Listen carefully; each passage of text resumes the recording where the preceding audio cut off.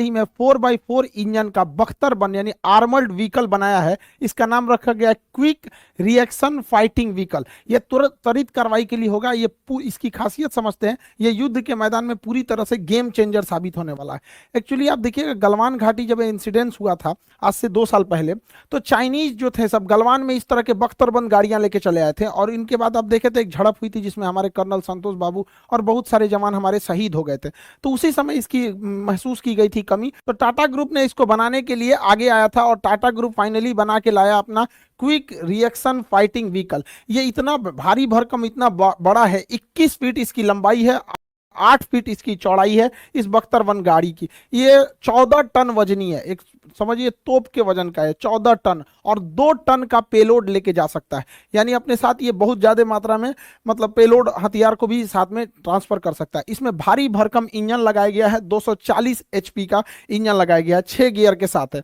ये 4x4 है, यानी इसके चारों जो चक्के हैं वो इंजन से चलेंगे, ये वाले पीछे वाले भी दोनों और आगे वाले भी दोनों चलेंगे। अमूमन गाड़ियां जो होती हैं वो 2x4 होती है, यानी पावर किसी 2 ही चक्के को मिलता है, जबकि ये 2x2 नहीं है, बल्कि ये 4 व्हील ड्राइव है, पूरा का पूरा इसके साथ चलेगा। इतने हैवी इंजन लगने की वजह से इसमें पावर जबरदस्त रहता है, और इसका ग्राउंड क्लियरेंस देखेंगे जमीन से ऊंचाई तो 315 mm है, जिस वजह से ये किसी भी उबड़ खाबड़ एरिया में इजीली जा सकता है, और 4x4 होने की वजह से कहीं नहीं फंसेगा। अगला चक्का फंसेगा तो पिछला खींच लेगा, बालू में कहीं पे भी नहीं धंसने वाला है।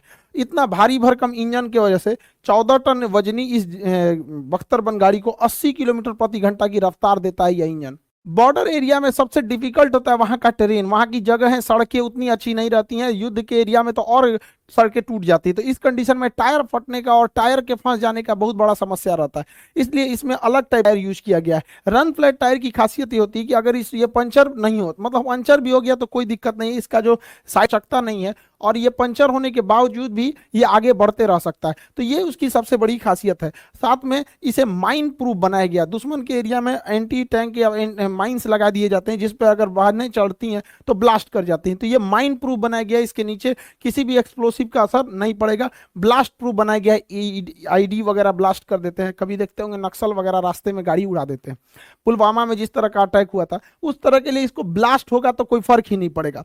सबसे बड़ा दिक्कत होता है ब्लास्ट के बाद जहरीली गैस निकलती है और वो अंदर चली आती है, तो उससे मौत हो जाती है, तो उसके लिए आपको 24 घंटा ये मास्क पहन के बैठना पड़ेगा।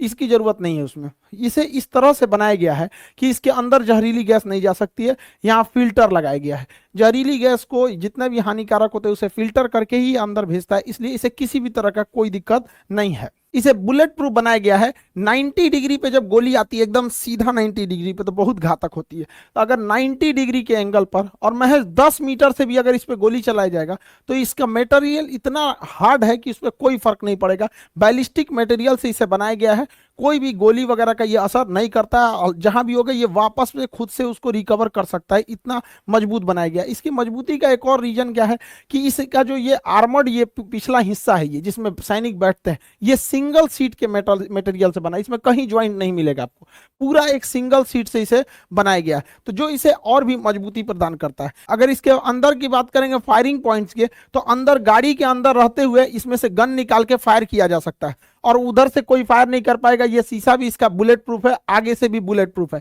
तो 10 इसमें फायरिंग पॉइंट दिए गए हैं, जो इस साइड दोनों साइड से और पीछे से फायर कर सकता है। साथ में ऊपर में एक मशीन गन के लिए जगह दिया गया है, और उसे कवर प्रोटेक्शन दिया गया है। 360 डिग्री पे ये घूम सकता है ऊपर से, साथ में इसके कवर रहेगा, और इजीली किसी भी एरिया में ये आराम से जाके वहां पे डोमिनेट कर सकता है। इसके अंदर 14 ट्रूप्स के रखने की जगह दी गई है, 14 ट्रूप्स इसके अंदर रहेंगे, और उतरने के लिए पीछे से खुलेगा, ये दरवाजा इसका पीछे से खुलता है। पीछे से खुलने से फायदा ये होता है तेजी से सैनिक वहां से उतर सकते हैं, और साथ में अगर कोई चीज पीछे से खुलती है तो गाड़ियों को, 2 गाड़ियों को लाइन से लगा के एक अच्छा खासा कवर बनाया जा सकता है। तो कवरिंग फायर में भी अगर गाड़ी आगे रख दिया जाए और पीछे से कवर फायर करते हुए भी हमारी सेना आगे मूव कर सकती है। इसमें सैटेलाइट कम्युनिकेशन को भी ऐड किया गया है, एंटीना सैटेलाइट कम्युनिकेशन, ताकि किसी भी दुर्गम एरिया में जाएगा तो वहां नेटवर्क की बहुत बड़ी समस्या आती है, अगर कोई इमरजेंसी आता है तो वहां पे सैटेलाइट कम्युनिकेशन ये इजीली वहां पर कर सकता है। इसके अंदर थर्मल कैमरा दिया गया है, यहाँ पे आगे थर्मल कैमरा दिया गया। थर्मल कैमरा आदमी को नहीं देखता है, वो टेम्परेचर देखता है।